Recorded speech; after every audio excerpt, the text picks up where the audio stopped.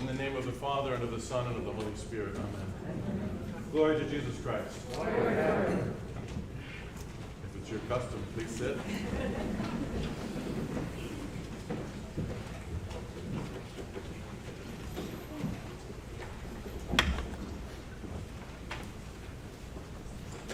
As a small parenthesis, I just wish to say that it's a beautiful thing to be with you this morning. My wife, Matushka Jeanette, and I are here on vacation, Fredericksburg, Virginia. I've seen this church 1,000 times, but never seen it till today. I watch your rector's sermons on YouTube, and it's beautiful to be able to be in here now and to see what's all around him when he's preaching. It's also humbling for me because Father David, in addition to being an esteemed graduate of St. Tikhon's, where I serve as the dean, he's also my classmate.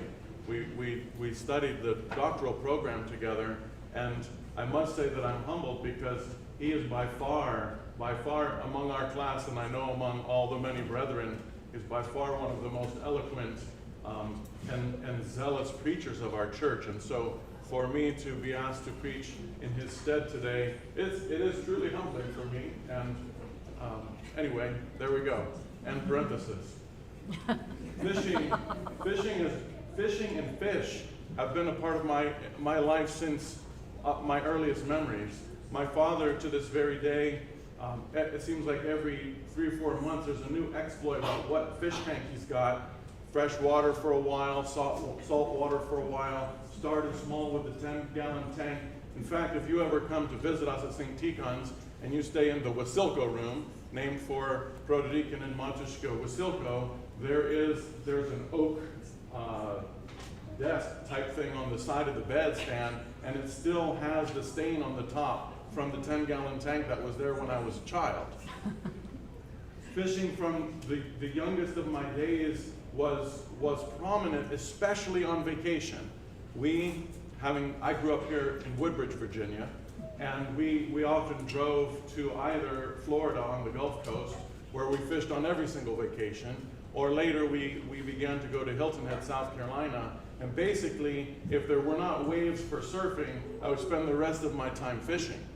I can remember, for example, the first shark I caught. That was always an exciting tale to tell, except for the first shark was a baby blacktip shark. It was about 12 inches long. And I'm sad to report to you, and I'm sad for that particular shark. I was so excited for it that I kept him, and I put him in the freezer. And he stayed in the freezer until we moved from that house. That poor little 12-inch shark, I wanted to obtain his jaw, which I never did.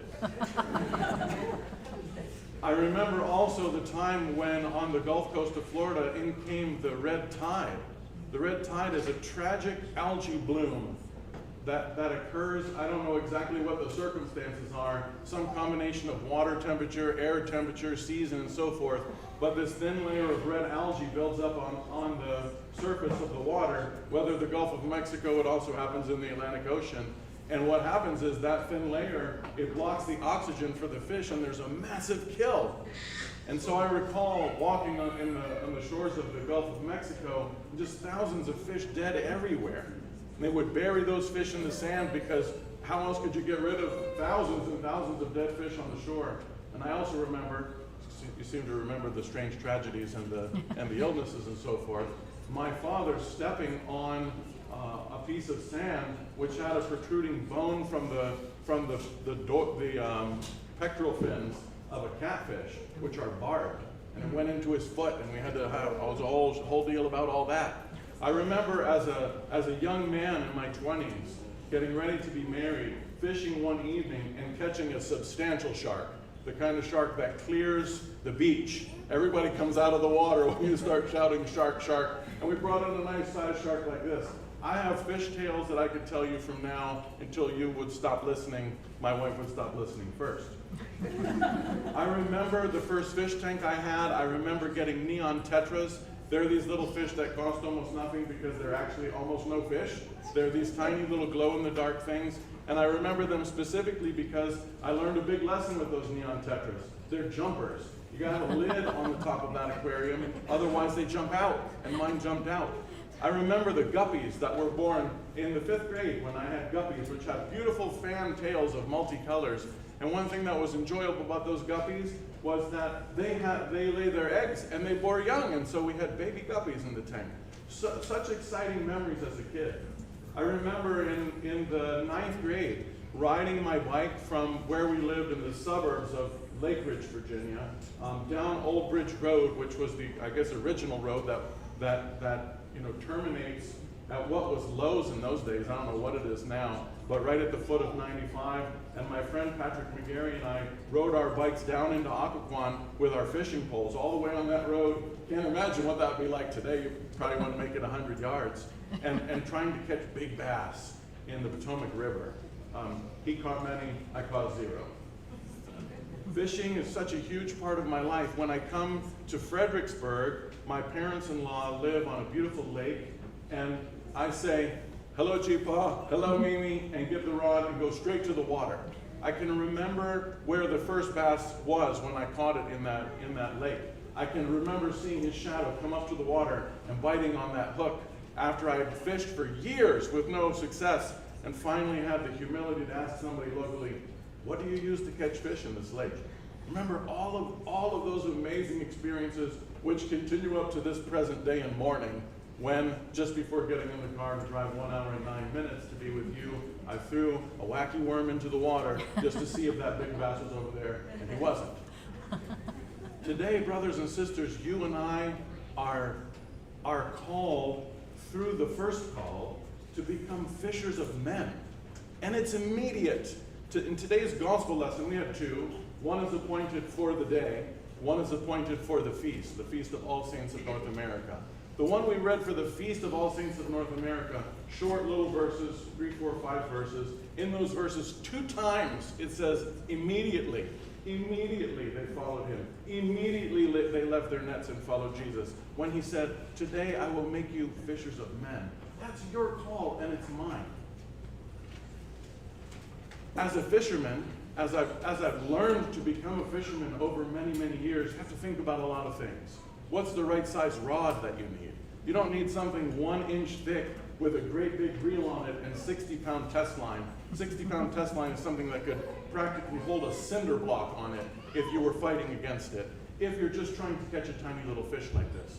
On the other hand, you can't just use a bamboo pole with a skinny little string on it if you expect to catch the big ones. You have to take account of what pole you're using, what strength the line will be. You have to take care of what size hook you might use and what bait you would put on that hook. Last evening, as the sun was setting, I threw the line in up against the bulkhead of the dock, and down there is where I hide the bluegill. The bluegill, usually, I don't know, they're 6 or 8 inches long, and they fight with a passion. When you first get a hit on a line from a bluegill, you're thinking you're fighting jaws. But what's interesting about the bluegill, what they don't know is, they don't know that there's bait too big for them. So they're fighting on a worm that's this big, but they're only this big. And so they fight for a little while, but have to let go because their mouths are not big enough to hold on to that worm or that hook, which is good for them, but bad for the fishermen. We have to think about all those various aspects of what it means to be a fisherman if we're trying to catch fish. Recently, I also saw a fascinating video about 2 men who were out offshore, probably in the Atlantic, but in the Gulf Stream, where you catch the big monster fish. And they were out there probably trying to catch billfish, like a sailfish or a swordfish or a marlin. They were trying to catch those big ones. And you know what happened? They hooked a great big huge shark. And when I say great big huge shark, I mean like bigger than you and me put together. Probably 12-foot shark. They caught the shark and they were trying to land it, and you know what it did? It jumped in the boat. Maybe you all saw this video. They had an 8 to 12-foot shark, probably a mako shark, jump onto the boat and then flop its way up onto the bow of the boat, and they had no idea what to do with it. And so they just waited until it flopped and flopped and flopped itself and went into the water. Why did they have to wait that long? Well, first of all, because if you went up there, it would kill you. And second of all, the way you deal with a shark like that, usually, I'm sad to say, in a church, is with a pistol. But you can't shoot a shark with a pistol while he's on your boat, because it'll do damage to your boat. In any event, from time to time, fish even jump into the boat. And it's tragic for us to say, as Orthodox Christians in America, that in this particular season in our life, it's very often that our fishers of men vocation is more driving the boat and waiting for those fish to jump in. And the truth is, if we get in that boat and we ride around in that boat for a while, I mean, it'd take a decade to get one TikTok video of one shark jumping into one boat. It takes a long time for that actually to happen. But what we see today is the fishermen are casting their nets, and Jesus says, I'm going to teach you how now to catch men, humans. I'm going to teach you how to catch men and women, how to catch people, how to draw the world into the net, as we sing with the hymn of Pentecost. And so you and I, brothers and sisters, we have to think about all of those kinds of things. What does it mean to catch little fish? What does it mean to catch big fish? What bait do we use? What tackle do we use? It's very simple in the church. Today, Matushka and I were rereading a beautiful essay that was written in 1902. In 1902, one of the saints of North America, who labored at St. Tikhon's, where I live, his name is St. Alexander Hodovitsky, he put together in those days the first English language missionary journal. And Father David, if you will remind me, I will send you the PDF, and if you wish, send it out to everyone. I encourage everybody to read the essay that's written by Archbishop Ambrosios in this tiny little essay. I know that you can read it in 16 minutes, because that's how long it took us to read from the Chick-fil-A in Fredericksburg until we got just about Stafford, Virginia. You can read it in that distance of time. And it's even easier because on Sundays when you have to pass by the Chick-fil-A's. You don't wait in their lines. He noted in there the vocation of every Christian. In fact, he titled it, Every Christian a Missionary. From baptism, you and I are welcomed into this ship called the church, into the ark of salvation. We're given everything we possibly could need in order to live this life with thanks to God. And our thanks to God happens in two ways. One way is happening exactly like it's happening right now. We gather together to serve this particular service, which is called the Thanksgiving in Greek. We come together today to serve this Thanksgiving. The first fishing camp for us is to come together and thank God for all that He's given us. The second part of the fishing camp, the second part of the fishing lesson is to go out those doors and to do all the good that we can do to show the good that God has done for us, and to share all that He's given with us, even if it's meager, to share it with others. Archbishop Ambrosios, in this little essay, Every Christian a Missionary, he says, even the little teeny ribbon that one person puts on the cross for the baptism of a person, of a child or an adult, even the ribbon that's put on the baptismal cross is an act of being a fisher of men and will not be lost. It's so beautiful, those beautiful things. What does it take to be a fisher of men? It takes a thankful heart. That's not a special skill. It's not a special skill. It's simply to look at what God has given us and to be grateful for it and to give thanks like we are. The second is to go outside and to share that with others. Some of us have the eloquence to speak that in parables and in sermons. Some of us have the skill to write that in essays. Some of us have the skills to do that in various videos that we might make on the internet. Many of us, however, we have the simple vocation to just be a good Christian and invite. To simply be a good Christian and invite. What do I mean by that? The greatest stance for a fisherman fighting a big fish is like 1 foot forward, 1 foot back, pole digging into your hip, and with one hand that can pull on the fishing pole and one hand that can crank the line. The best pose for a fisher of men is the one that you and I look at every single time we gaze on this wall of the altar. It's this pose. It's the Mother of God leaning this way towards Jesus. It's St. John the Baptist, although it's in the other direction over there, sorry. St. John the Baptist facing Jesus like this, and it's the Mother of God facing Jesus like this. Those are fishing activities. What does that mean? It means when people look at you, if you're a lady, if you're a girl, it means that they look at you, they see the Mother of God, and when they see the Mother of God, they see her pointing to Jesus. And if they look at you and you're a man or you're a boy, they look at you like you're John the Baptist, and what are you doing? You're pointing to Jesus. That's the fishing skill that's necessary for us. That in every activity, whether spoken or unspoken, whether we do it in writing or in our actions, is simply pointing to Jesus. Sometimes just pointing, sometimes speaking. Francis of Assisi, famous Roman Catholic saint, one time was famously quoted as saying, he didn't say it, but he's famous for saying, "Go into the world and preach the gospel and use words when necessary." It's a beautiful quote no matter who said it. Probably it was one of the Wesley brothers, a Methodist. But the point is that our task is to go in the world and point to Jesus, point everyone to him. And when it's necessary, how will we know when it's necessary to use words? Father Sergius, the abbot of the monastery on the other side of the street from where I live, he said to me, his basic instructions for me as dean of the seminary when I got there, wide-eyed, fearful, no idea what I'm getting myself into. He said, "Father John, just turn the knobs, just adjust the dials, and keep your eyes open, and keep your ears open. And as you're adjusting those knobs and dials, as you're adjusting them, you will see, boom, that's the moment. And then you do that. Then you use words. Then you take that action. And it's the same thing as a fisher of men. So, point to Jesus. If you're a woman, point to Jesus like the Mother of God. She's our chief example, although there are countless women saints, many of whom are on the wall here. There's Saint Nina, the patron saint of our daughter-in-law. If you are a lady, you can imitate the men saints too, it's true. But you're surrounded by a whole flock of witnesses, imitating them, who all the way down the line come to imitate the Mother of God who points to Jesus. And if you are a man, likewise, we are surrounded by a great cloud of witnesses.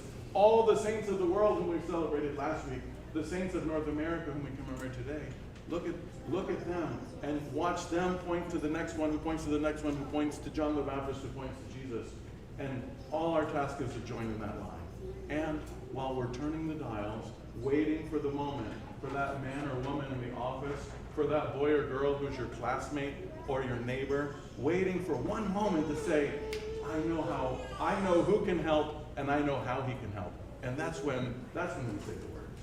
Today is a great day to be a fisherman. Fisherman, you and I, thank God that we thank God together today. And as we go out those doors, let's remember that at the end of the liturgy, some translations, I don't know which one we'll use today. I think it's the regular book, which, if it's the regular book, it's got the not best translation, which says, let us depart in peace at the end. And then we come out and pray the prayer, and then we depart after that a little ways.